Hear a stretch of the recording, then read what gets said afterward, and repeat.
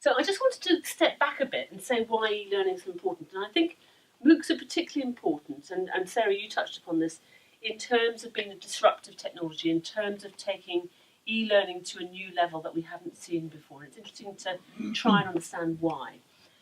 But I'm going to contextualise OERs and MOOCs in a broader framework of an e-learning timeline going right back to the early, or rather the late 1980s.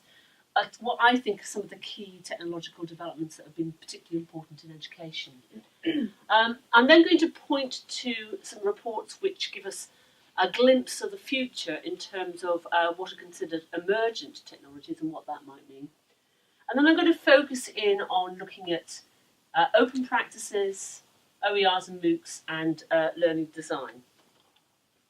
So why e-learning? I think there are two main reasons why e-learning is important and why those of us in the area are so passionate about promoting and supporting e-learning. I think the first is obviously for learning, in terms of the ways technology can foster amazing ways in which learners can interact with content and ways in which they can communicate and collaborate, particularly with social media. I think any of us who use social media extensively will say that it's completely transformed our practice. In a recent book, I couldn't find a reference. There's always one reference that eludes you. It was Tony K 1972. It was a conference proceedings, but I couldn't find the dates of the conference anywhere. And I Googled for hours and hours. It was really widely cited, but nobody had the dates of the conference. And just as an aside in frustration, I put on Twitter, can't find this reference, 5 minutes, 5 perfect replies. Now that's incredibly powerful, that kind of harnessing your social media network. The importance of developing digital literacy skills, and Henry Jenkins and colleagues have talked about these, and they've talked about what it means to be part of a participatory culture. And I mean digital literacy skills both for learners and for teachers.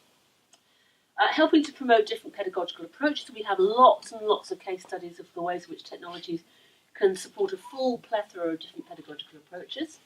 Fostering creativity and innovation. And finally, enabling students or learners to connect beyond formal courses. And Sarah, you mentioned the blended MOOC idea, and I know Martin Weller at the OU, for example, has got a course, H808, I think it is, part of which is a MOOC on openness, but it's within the broader context of a formal course. And we're starting to see these new models emerge. But also more generally, developing technological skills is important because we're preparing students for an uncertain future, for a dynamic, constantly changing societal context where global warming is becoming more and more a grim reality, where we're preparing students for jobs that don't even exist yet. And so we need to go beyond knowledge recall to enabling them to develop the right kind of critical literacy skills. In terms of employability and, of course, the increased importance of technology in society. Everything is available online, and we all now Google for things. And if we're not part of that society, it's a real issue about whether we're actually citizens of society. I was talking to a number of people at the weekend, and we found that none of us buy newspapers anymore, because we all just read them online. Anybody buy newspapers? Oh, you will, Andy. That's difficult. But yeah, but most of us have moved on to sort of looking at information online, and indeed, often we find information out through our social media network. So I wanted to contextualise OERs and MOOCs in the following way. That learning can be achieved through interaction with rich multimedia and through communication and collaboration. Through OERs and MOOCs, of course, or through social media more generally. And they can be facilitated by good approaches to learning design, approaches to enable teachers to make more informed design decisions that are pedagogically effective and make appropriate use of technologies, leading to new support and accreditation models. And Sarah talked about the blurring of boundaries. I think we are starting to see a disaggregation of formal educational context where learners will choose to pay for different components, whether that's high quality resources, a good kind of qualified learning pathway, whether it's some form of support or whether it's for accreditation. So a 45-year-old woman learning Spanish may not, well, and you were saying for your MOOC experiences, you don't necessarily want the qualifications, you're doing it because you want to learn the topic. And that will be very different from maybe an 18-year-old who's doing computer science because they want to get a job at the end of it. So the timeline, I did this last year for a group of rectors at the European Parliament in Brussels, and I started looking at the 1980s with multimedia resources, tools like Authorware Professional and Toolbox. Then, of course, we had the emergence of the web in 1993. The internet, of course, is actually older than that. Anybody know why the web was invented? Why Tim Berners-Lee invented the web? Did you? Why? So, Actually, it was because he had a bad memory. He wanted to create his own digital kind of filing case, which is quite amazing, really. Learning objects emerged in 1994, the notion that instead of creating 100 101 economics courses, we could create one course and share and have a kind of educational marketplace. Learning management systems came around in 95, important for two reasons, because first, they meant that technologies were no longer considered a peripheral innovation, but were a core part of the service we offered our students. And two, they offered a safe environment that teachers could practice and experience how to create materials online. First generation of mobile devices, rather laughable now when we see them in comparison to what we have. Learning design, as Liz will know, emerged around about 99. A number of us, particularly in the UK and Australia, this notion of helping teachers make more informed design decisions. Gaming technologies around about 2000. Open educational resources in about 2001, 2002, fueled by organisations like UNESCO and the Hewlett Foundation, the notion that education is a fundamental human right and therefore educational materials should be freely available. Started, of course, with MIT, followed very quickly by the Open Learn initiative at the Open University UK. And social participatory media around about 2004. I think Facebook is was only created in 2007, is that right? Which is amazing, you know, it's kind of transformed so much of what we do. Mind you, my elder daughter's just finally given up and gone onto Facebook through peer pressure, and she won't connect with me. It's really awful. Horrible chance. And I don't know about you, but certainly things like Facebook and Twitter and other things have absolutely transformed the way I do things. Virtual worlds, big hype in 2005, completely disappeared off the discourse now. So it's interesting again to see which of the things that get picked up and which don't. I remember in a JISC meeting one time when we were talking about bids, Tish going mad and saying, if I see any more bids to do with virtual worlds, I'm going to scream. E-books and smart devices really came into force around 2007. And finally, of course, massive open online courses started by Dave Cormier, Stephen Downes and George Siemens in around about 2008 with a connectivist knowledge course, but really started to take up from the bigger players, came into force in around about 2011. So just two reports to point to in terms of looking to the future.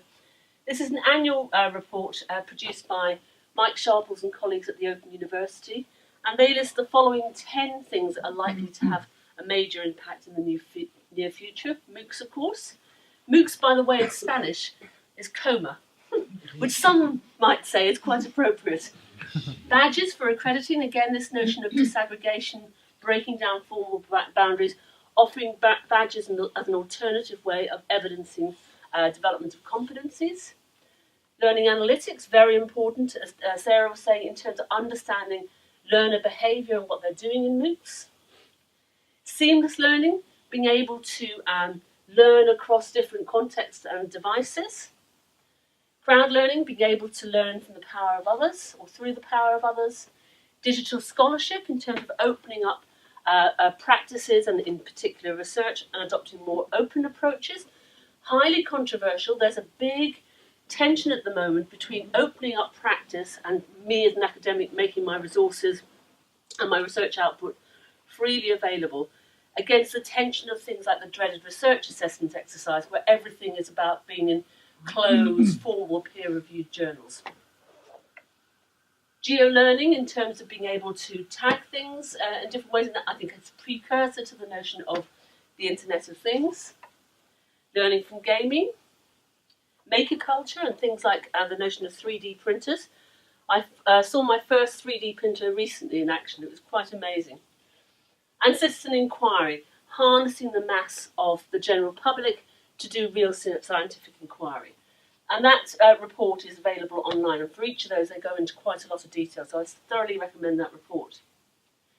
There's also another study from Europe called the Mattel study, which surveyed 4 sectors: schools, tertiary education, the vet sector and adult education, and they asked them what they thought were the key emergent technologies. And so it's a very detailed, empirically rich study. In terms of social media, Jutta Alivizu at the Open University and I did a report for the Higher Education Academy in 2010, where we did a review of the use of social and participatory media across higher education. And we came up with the following key characteristics. It's about adopting open practices, they're inherently social, they're complex, dynamic and changing. You don't get social media by going to a workshop, you get it by participating, by being in there, by finding out your own aha movement. It would be really interesting if we had time to look at what each of our own personal networks are and why we use things. So, question, how many of you hate Facebook? Anybody want to say why? I just don't like being exposed there. Okay. Okay. Anybody else want to say why they hate it? Someone at the back? Privacy. Privacy, okay. My best friend worked for Hewlett Packard in privacy and security, and she wouldn't go near it, not in 100 years. Anybody like Facebook? Lady here, why? I don't know. I like sharing things and also fun things about other people. I mean, interesting things like articles or communities or... Yeah, it's that serendipity. You can cut that bit out. I actually feel I belong to the wider community, to the community of people I've worked with over the years. Network dynamic, and it's about collective aggregation. That report is available online. I've got a link at the end. Martin Weller at the OU has a very nice book called The Digital Scholar, which I highly recommend, which is freely available online. And these are some of the key things he talks about in terms of what adopting more open practices might mean. And then we can see that in addition to general social networks like Facebook and Twitter, we have more specific academic ones, like clout. I'm not quite sure what clout means. Anybody know what clout means? I don't get it. I get these emails every now and again, but something to do with your reputation. Things like academia.edu and ResearchGate, for example. And then the Open University produced a site specifically to enable teachers to share and discuss learning and teaching called CloudWorks. But it's important within these open practices to realise that we all have a digital talk tomorrow in Spain in Spanish. So I'll be very glad when it's this time tomorrow. And finally, the storyboard, which brings everything together. This is a temporal sequence where you list the weeks and the topics at the top, the learning outcomes down the side, and then the focus is on the activities the students are engaged with. Now, what's really important about this is many times we as teachers focus on the content too much, and this approach makes you think much more about the activities and the ultimate learner experience. So you've got the activities, you've got what the students are doing, so they're reading a document here, they're watching a video, listening to a podcast, reading a document, and then below the line, what they produce. So here they've produced a written essay, here they've produced a blog post, here they're doing a group presentation and a reflective diary of their learning. And then we can map the assessment elements, so you've got maybe formative feedback from the teacher, maybe peer feedback by other students, and maybe then a summative assessment on these two elements. And finally, what Biggs calls constructive alignment, you just check that all of your outcomes are mapped. So it puts the whole thing together. Very powerful. We run these often as 2-day workshops, and people really get a lot out of them. We get them working in teams of 5. It's very intensive, but it really, from the evaluations, they've said it's really transformed the way they go about design. So moving on to OERs and MOOCs. So we've had over 10 years. There are lots and lots of repositories. Also, increasingly, institutions are moving into iTunes U. Very important. And as Sarah said, the New York Times touted 2012 as the year of the MOOC. But despite all this fantastic stuff, evaluation, and in particular the evaluation of the original Open Learn repository at the Open University by Patrick McAndrew and others, showed that these resources weren't being used that much by teachers and learners, and certainly weren't being used as much as we had hoped. So in an EU-funded project called OPAL, we addressed this and looked at the practices around how people created shared managed OERs. And we came up with a metro map for the 4 kinds of stakeholders of OER to enable them to create a vision for openness in their institution, and then an implementation and roadmap, if you like, in terms of taking things forward. And each of the different stakeholders have different stops along the metro, things like strategy and policy, what copyright's in place, skills of teachers, what kind of support is put in place, what kind of quality assurance mechanisms, etc. And again, for each of these, there's a whole load more detail which is available from the website. In a follow-on EU-funded project, Power Up, we've currently done an inventory of more than 300 worldwide OER initiatives, which is all available online. We've done a load of country reports looking at the level of internet maturity, e-learning, and OER initiatives. And we've just carried out 7 very in-depth case studies of OER communities, including FutureLearn, by the way, as a MOOC community. And that's to really get at an issue that Sarah mentioned about sustainability. How can we make these communities sustainable beyond funding? And we're currently in the process of having a consultation on some EU-wide policy reports for different sectors. So what about MOOCs? So we've got a whole plethora of different organisations now.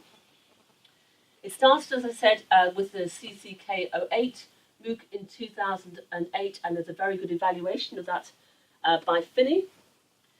But we've seen the emergence of what are called X-MOOCs. So the C MOOC, the original MOOC by George Siemens et al., was to promote connectivist learning, to harness the power of social media. Whereas X-MOOCs are much more didactic and linear, tend to be about video and interactive materials. We've now got FutureLearn. At Leicester, we're part of FutureLearn, and my team are involved in evaluating the 2 MOOCs we're running there. Massey University in New Zealand did a major launch of its offerings, and its platform is open to study from Australia. If you want to know more about the background to MOOCs, Dave Cormier did a very nice video a few years ago, and there's a list of MOOCs here. And there's an excellent series of quite critical blogs, one of the best discourses I think I've seen on MOOCs, developed by FQual. It includes people like Stephen Downes, David Corbett, Martin Weller, etc. So I really recommend that to you, and we're following that up with a special issue of a journal called Inequal in the next few months. And finally, ICD has produced an evolving list of MOOC reports which is worth looking at. Because the debate is quite complex. We are definitely in this trough, I would agree. And the jury is out in terms of the pros and cons of MOOCs. That's very evident in terms of this, in an excellent debate which was held at the Ascalite conference just over a year ago. There were 2 teams of 3, for and against MOOCs. I was leading the 4 team in terms of MOOCs being good. I thought it was dead easy, we'd easily won. We completely lost. I think one person voted for us just because she said afterwards she felt sorry for me. But it's a great debate, and there's a new issue of Jolt focusing on MOOCs. Succinctly, and it might be something we can come back into the discussion, the pros, they're free, they're about being part of a global distributed community. Many people are taking part of them to really try and understand the power of social media. And they're about social inclusion. UNESCO estimates there are more than 10 million people who can't afford formal education. John Daniel says that we need to be building, I think it's 2 or 3 brick and mortar universities every week to meet the needs of the future demands of learners. So that's just not sustainable. So MOOCs and OER and free courses offer a way out of that. But the cons are the very high dropout rates. As Sarah said, some people are saying 95 to 98. That figure is changing now, and certainly in the course we just ran on Richard III, we had a dropout rate of about 50%. Open to Study claim about the same for their courses. So there is big variability, and there is more nuances now in terms of it. You know, many people might sign up but never do anything more, so you can't really count them as being part of the course. Some are cynical and say it's about learning income, not learning outcome. And certainly a lot of our senior managers are going into this as a way of making money as a marketing exercise.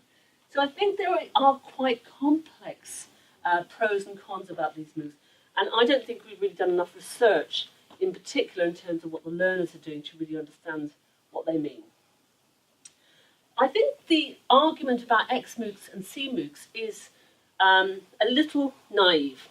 I think in reality, and as Sarah pointed out, there's much more diversity in terms of MOOCs.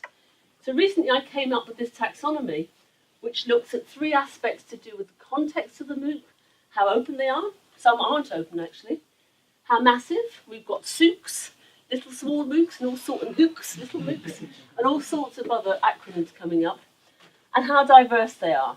And then 9 elements to do with the learning, from how much multimedia is used through to whether there's any link into formal certification. And there's a link to a blog post which describes that in more interest. And we're starting to use this both as a design mechanism for designing more effective MOOCs and as a way of evaluating MOOCs.